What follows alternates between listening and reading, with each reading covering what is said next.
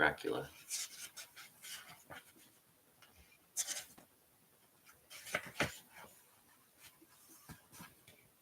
How these papers have been placed in sequence will be made manifest in the reading of them. All needless matters have been eliminated, so that a history almost at variance with the possibilities of later day belief may stand forth as simple fact. There is throughout no statement of past things wherein memory may err, for all the records chosen are exactly contemporary, given from the standpoints and within the range of knowledge of those who made them.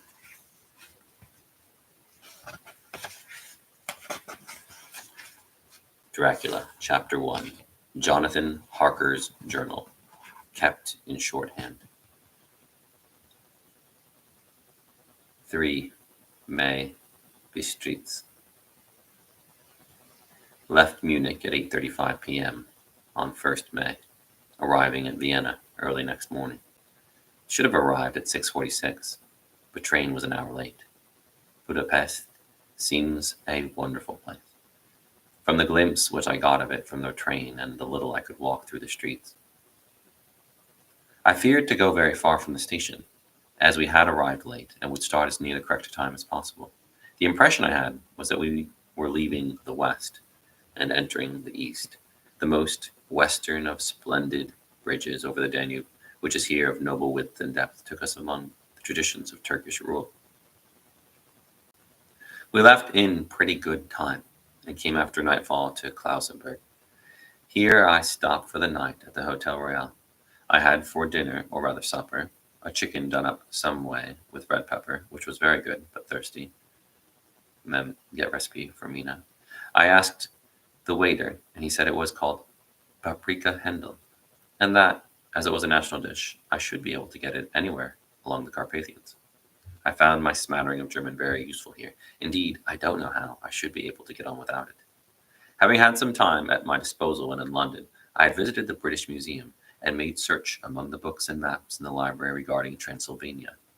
It had struck me that some foreknowledge of the country could hardly fail to have some importance in dealing with a nobleman of that country. I find that the district he named is in the extreme east of the country, just on the borders of 3 states, Transylvania, Moldavia, and Bukovina, in the midst of the Carpathian Mountains. One of the wildest and least known portions of Europe. I was not able to light on any map or work giving the exact locality of the Castle Dracula, as there are no maps of this country as yet to compare with our own Ordnance Survey maps. But I found that Bistritz, the post town named by Count Dracula, is a fairly well-known place. I shall enter here some of my notes, as they may refresh my memory when I talk over my travels with Mina. In the population of Transylvania, there are 4 distinct nationalities. Saxons in the south, and mixed with them the Wallachs, who are the descendants of the Dacians, Magyars in the west, and Zakalis in the east and north. I am going among the latter, who claim to be descended from Attila and the Huns. This may be so, for when the Magyars conquered the country in the 11th century, they found the Huns settled in it. I read that every known superstition in the world is gathered into the horseshoe of the Carpathians, as if it were the center of some sort of imaginative whirlpool. If so, my stay may be very interesting. Mem, I must ask the Count all about them. I did not sleep well, though my bed was comfortable enough, for I had all sorts of queer dreams. There was a dog howling all night under my window, which may have had something to do with it, or it may have been the paprika, for I had to drink up all the water in my carafe and was still thirsty. Towards morning I slept and was wakened by the continuous knocking at my door, so I guess I must have been sleeping soundly then. I had for breakfast more paprika and a sort of porridge of maize flour, which they said was mamaliga, and eggplant stuffed with forcemeat, a very excellent dish, which they call impletata. Mem, get recipe for this also. I had to hurry breakfast, for the train started a little before 8, or rather it ought to have done so. For after rushing to the station at 7:30, I had to sit in the carriage for more than an hour before we began to move. It seems to me that the further east you go, the more unpunctual are the trains. What ought they to be in China? All day long we seemed to dawdle through a country which was full of beauty of every kind. Sometimes we saw little towns or castles on the top of steep hills, such as we see in old missals. Sometimes we ran by rivers and streams, which seemed, from the wide, stony margin on each side of them, to be subject to great floods. It takes a lot of water, and running strong, to sweep the outside edge of a river clear. At every station there were groups of people, sometimes crowds, and in all sorts of attire. Some of them were just like the peasants at home, or those I saw coming through France and Germany, with short jackets and round hats and homemade trousers. But others were very picturesque. The women looked pretty, except when you got near them, but they were very clumsy about the waist. They had all full white sleeves of some kind or other, and most of them had big belts with a lot of strips of something fluttering from them, like the dresses in a ballet. But of course, there were petticoats under them. The strangest figures we saw were the Slovaks, who were more barbarian than the rest, with their big cowboy hats, great baggy, dirty white trousers, white linen shirts, and enormous, heavy leather belts, nearly a foot wide, all studded over with brass nails. They wore high boots, with their trousers tucked into them, and had long black hair and heavy black mustaches. They are very picturesque, but do not look prepossessing. On the stage, they would be set down at once as some old Oriental band of brigands. They are, however, I am told, very harmless and rather wanting in natural self-assertion. It was on the dark side of twilight when we got to Bistritz, which is a very interesting old place, being practically on the frontier, for the Borgo Pass leads from it into Bukovina. It has had a very stormy existence, and it certainly shows marks of it. 50 years ago, a series of great fires took place, which made terrible havoc on 5 separate occasions. At the very beginning of the 17th century, it underwent a siege of 3 weeks and lost 13,000 people, the casualties of war proper being assisted by famine and disease. Count Dracula had directed me to go to the Golden Crone Hotel, which I found, to my great delight, to be thoroughly old-fashioned, for of course I wanted to see all I could of the ways of the country. I was evidently expected, for when I got near the door, I faced a cheery-looking elderly woman in the usual peasant dress, white undergarment with long double apron front and back, of colored stuff fitting almost too tight for modesty. When I came close, she bowed and said, "The Herr Englishman?" "Yes," I said. "Jonathan Harker." She smiled and gave some message to an elderly man in white shirt sleeves who had followed her to the door. He went, but immediately returned with a letter. "My friend, welcome to the Carpathians. I am anxiously expecting you. Sleep well tonight. At 3 tomorrow, the diligence will start for Bukovina. A place on it is kept for you. At the Borgo Pass, my carriage will await you and will bring you to me.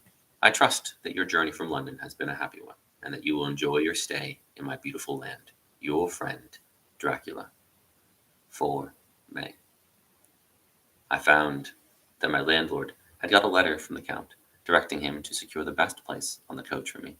But on making inquiries as to the details, he seemed somewhat reticent, and pretended that he could not understand my German. This could not be true, because up to then he had understood it perfectly. At least he answered my questions exactly as if he did. He and his wife, the old lady who had received me, looked at each other in a frightened sort of way. He mumbled out that the money had been sent in a letter, and that was all he knew. When I asked him if he knew Count Dracula, and could tell me anything of his castle, both he and his wife crossed themselves, and saying that they knew nothing at all, simply refused to speak further. It was so near the time of starting that I had no time to ask anyone else, for it was all very mysterious, and not by any means comforting. Just before I was leaving, the old lady came up to my room and said in a very hysterical way, "Must you go? Oh, young Herr, must you go?"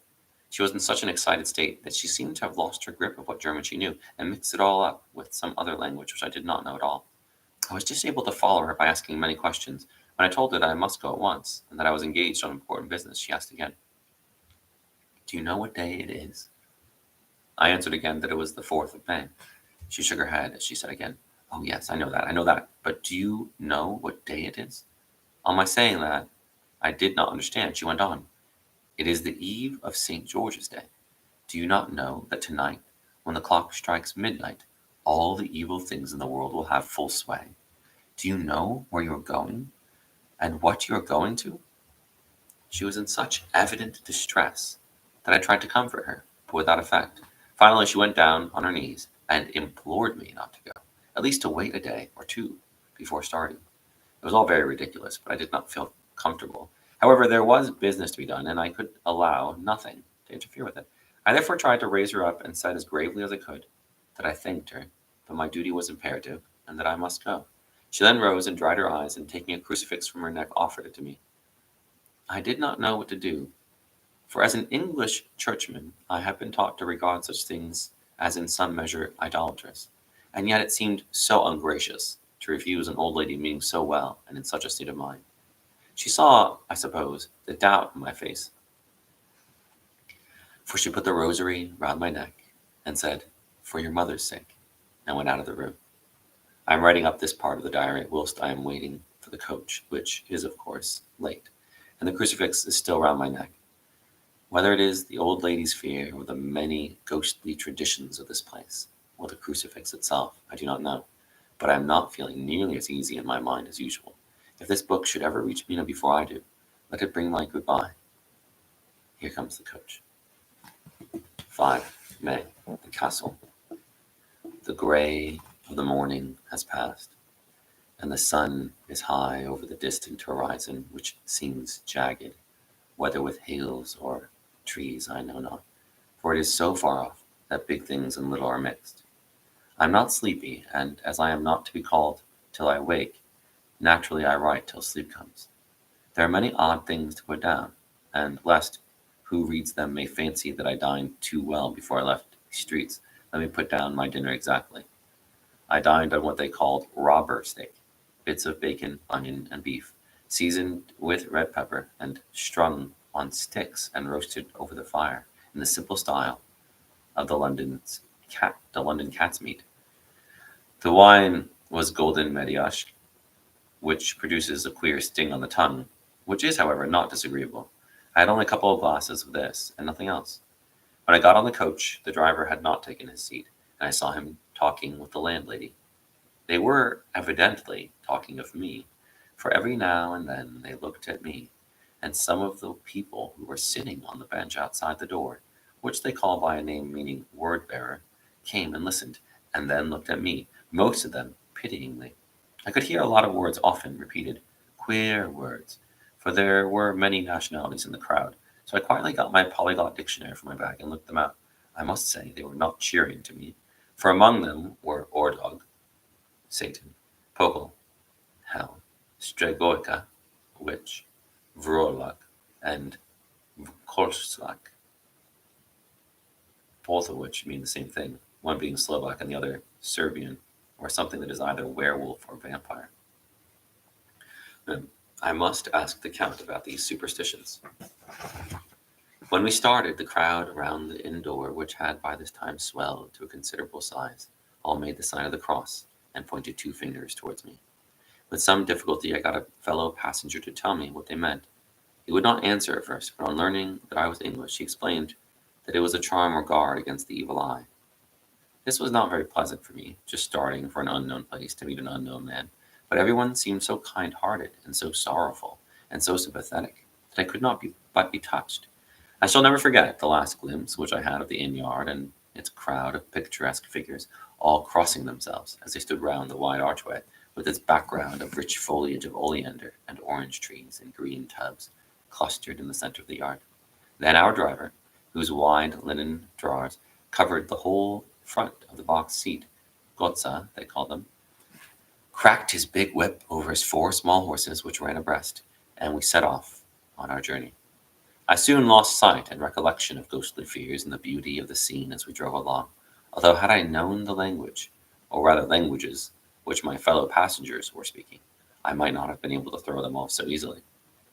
Before us lay a green, sloping land full of forests and woods, with here and there steep hills crowned with clumps of trees or with farmhouses, the blank gable end to the road.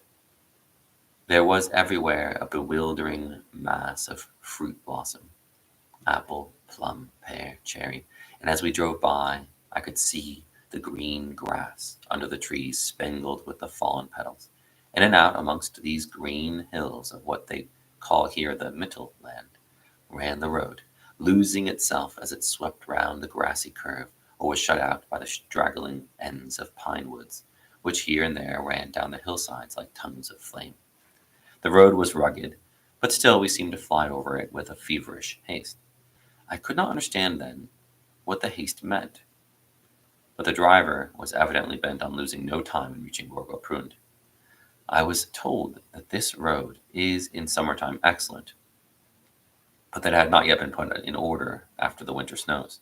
In this respect, it is different from the general run of roads in the Carpathians, for it is an old tradition that they are not to be kept in too good order. Of old, the hospodars would not repair them, lest the Turk should think they were preparing to bring in foreign troops, and so hasten the war, which was always really at loading point.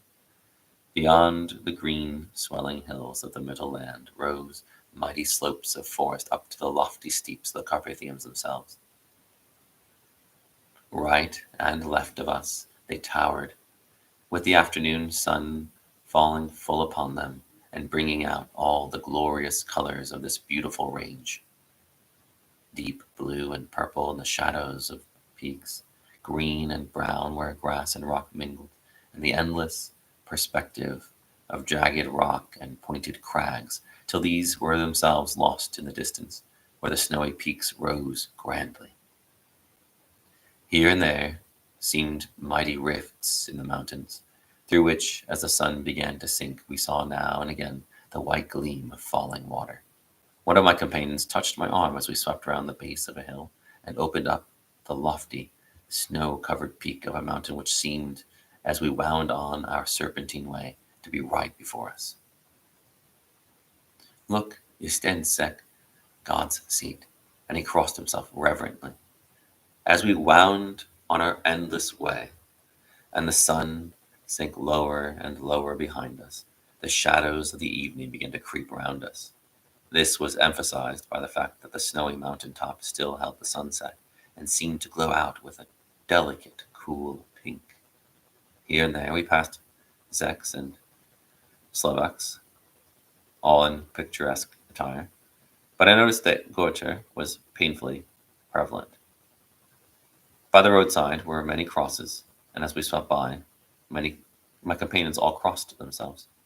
Here and there was a peasant man or woman kneeling before a shrine, who did not even turn round as we approached, but seemed in the self-surrender of devotion to have neither eyes nor ears for the outer world.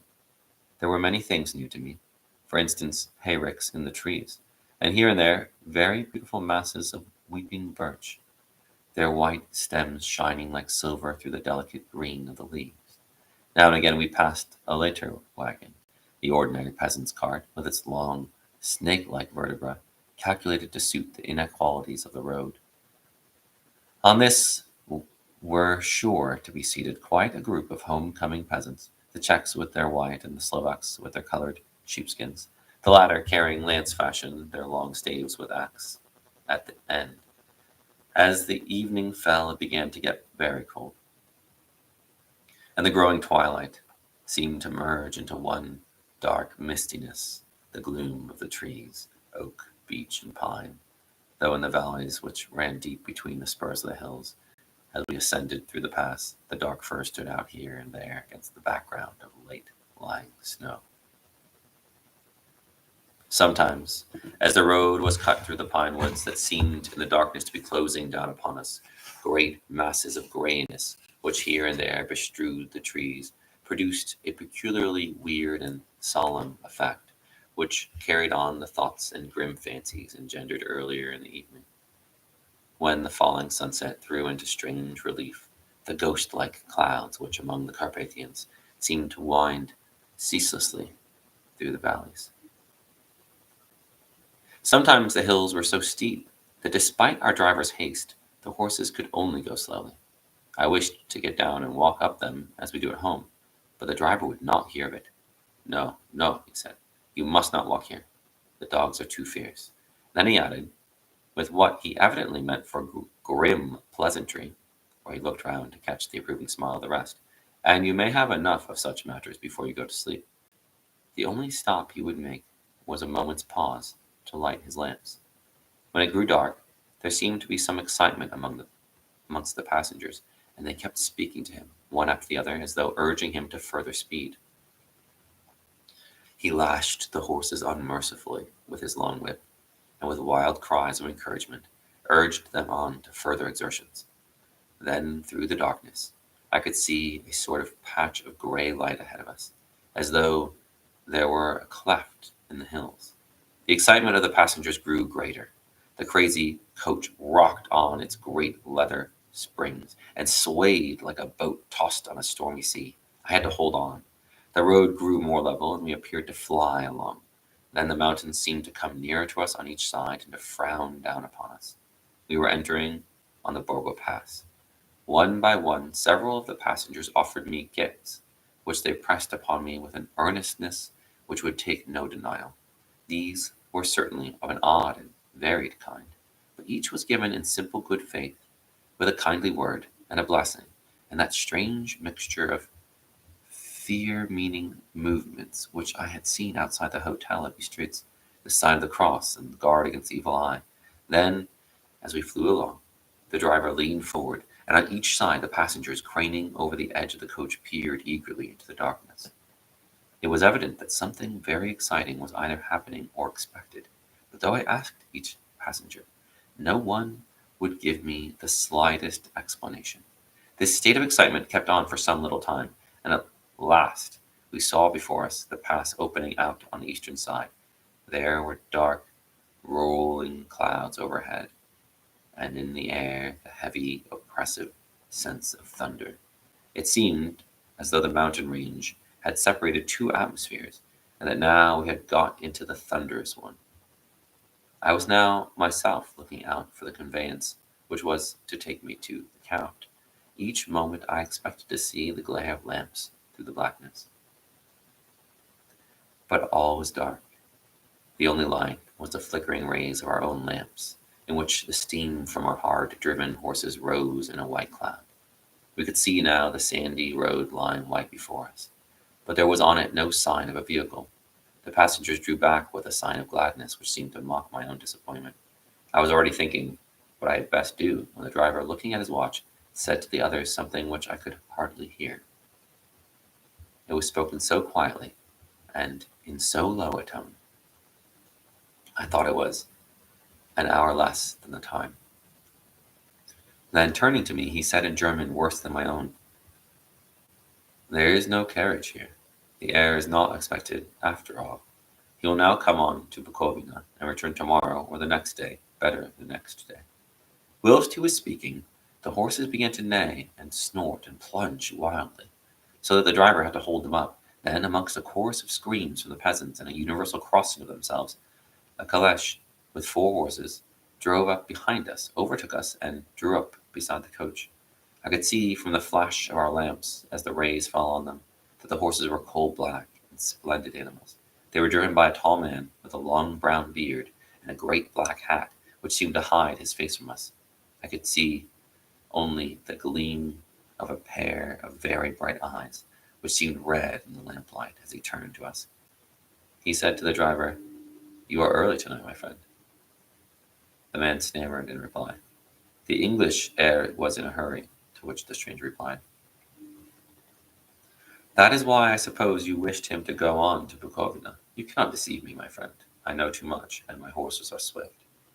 As he spoke, he smiled, and the lamplight fell on a hard-looking mouth, with very red lips and sharp-looking teeth, as white as ivory. One of my companions whispered to another the line from Berger's Lenore, "Den die Toten reiten schnell," for the dead travel fast. The strange driver evidently heard the words, for he looked up with a gleaming smile. The passenger turned his face away, at the same time putting out his 2 fingers and crossing himself. "Give me the heir's luggage," said the driver, and with exceeding alacrity my bags were handed out and put in the caleche. Then I descended from the side of the coach, as the caleche was close alongside. The driver helped me with a hand which caught my arm in a grip of steel. His strength must have been prodigious, Without a word, he took his reins, the horses turned, and we swept into the darkness of the pass. As I looked back, I saw the steam from the horses of the coach by the light of the lamps, and projected against it the figures of my late companions crossing themselves. Then the driver cracked his whip and called to his horses, and off they swept on their way to Bukovina. As they sank into the darkness, I felt a strange chill, and a lonely feeling came over me. But a cloak was thrown over my shoulders, and a rug across my knees, and the driver said in excellent German, "The night is chill, mynheer, and my master the count bade me take all care of you. There is a flask of Slivovitz, the plum brandy of the country, underneath the seat if you should require it." I did not take any, but it was a comfort to know it was there all the same. I felt a little strangely, and not a little frightened. I think had there been any alternative, I should have taken it instead of prosecuting that unknown night journey. The carriage went at a hard pace straight along. Then we made a complete turn and went along another straight road. It seemed to me that we were simply going over and over the same ground again, and so I took note of some salient point and found that this was so.